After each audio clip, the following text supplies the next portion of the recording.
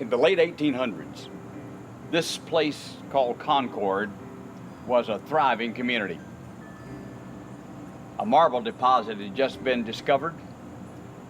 They had passenger service on the train, had barge service on the river, even had a paved road all the way to Knoxville. In fact, around 1890, Concord was second only to Knoxville in population. In fact, this little town had about everything. They had a shopping area, they had a business district, had everything except one thing: a Baptist church. It was in 1890 that a group of ladies got together and decided to try to bring a preacher to come to form a group of Baptists. Well, they invited a young preacher who had just completed his studies at Mossy Creek College, which is now Carson Newman, and he came and preached. A little group was formed and they began to meet. In fact, the Cumberland Presbyterian Church invited them to meet in their facilities. Things went quite well for a while until the pastor decided to preach a sermon on baptism by immersion. Well, the Baptists had to move. They wound up in the Masonic Lodge, in the Masonic Hall, met there for a while, and then they decided they needed a place to call home. It was in 1891 that they decided to build a building. One gentleman donated the money and they volunteered the construction. I'm standing next to that building that was built, 116 years ago. And this was the place that Concord Baptist called home. Now, things were pretty tough in those early days. In 1900, the church had a membership of 58, which really was quite good.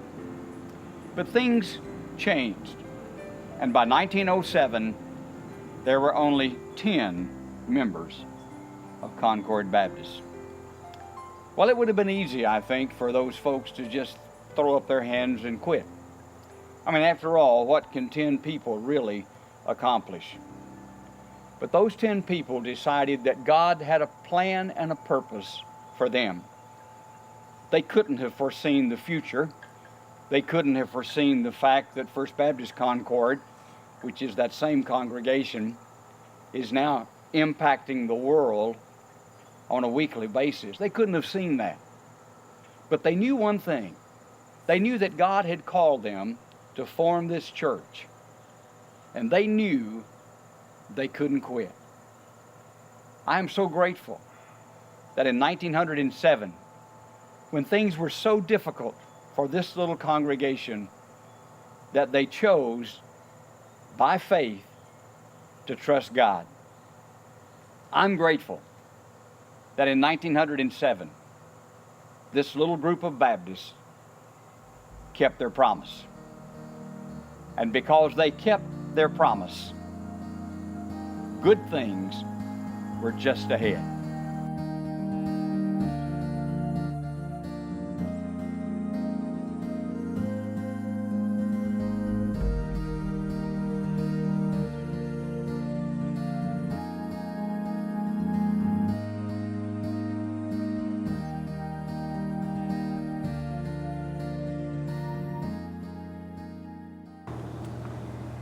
Well, that little group of Baptists held on and tried to stay faithful. They kept praying. God began to answer their prayers. And by 1917, they'd grown to about 100 people. And in 1920, they decided they needed more space, and so they voted to come and buy this lot, this corner lot right here, for $300. Grandpa got the vision to build the new building down on Main Street of Concord, and first called it Crichton Memorial because though he had 10 children, Crichton died as a young boy, and he wanted to do something in his memory, and he asked the children about building, about using that money. They said, now it will be less inheritance for you all. Is that all right? Every child said, that's all right. Go ahead and build it. Now, it took them 8 years to finally get the building built that you see here. And during that time, they went through about 4 years when they weren't able to do anything, but they stayed faithful. They stayed true. They stayed obedient. And in 1928, they were able to move into this facility, beautiful facility, for a total cost, get this, of $15,000. Now, the name of the church was changed to Crichton Memorial in honor of Mr. P.W. Bevan's son, Crichton, who had died in 1914. And so the faith of that little group of 10 people has now blossomed into a thriving church. Now, when the Depression came, things really got hard here, just like everywhere else, and the marble industry began to shut down, and the church fell on some hard times. But again, they stayed faithful. And in 1932, they purchased an additional lot and were able to build an educational building. God continued to bless. So the faith of that little group of 10 people had now grown into a congregation of several hundred, and God was continuing to bless. These remained faithful. They kept their promise, and better things were still to come.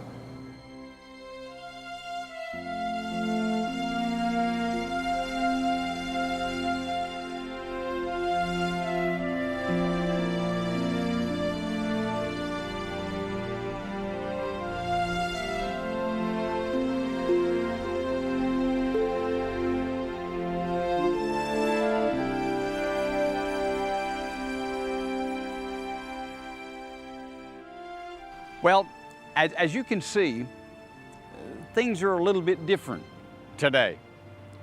But as someone has said, the more things change, the more they stay the same.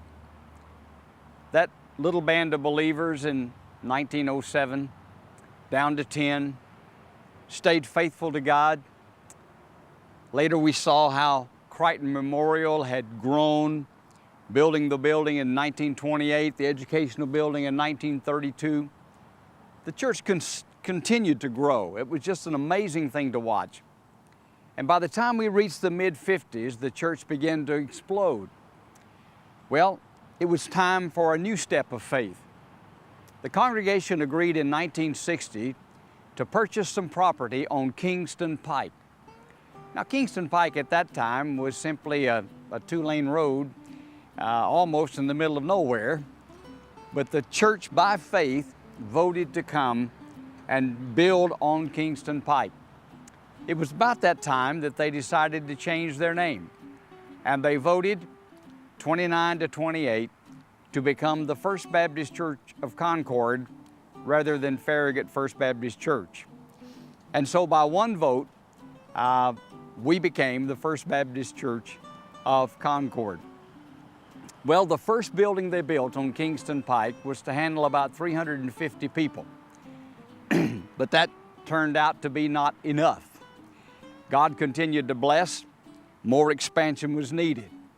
And finally, when Dr. Joe Stacker came, God began to really explode this congregation, and finally a 1,200-seat worship center was built.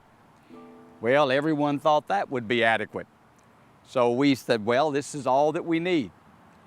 Well, as you can see, in 1998, we built a 3,000-seat auditorium. Again, because those folks had kept the promise, because they had remained faithful, we were in a position to continue to reach more people for Christ.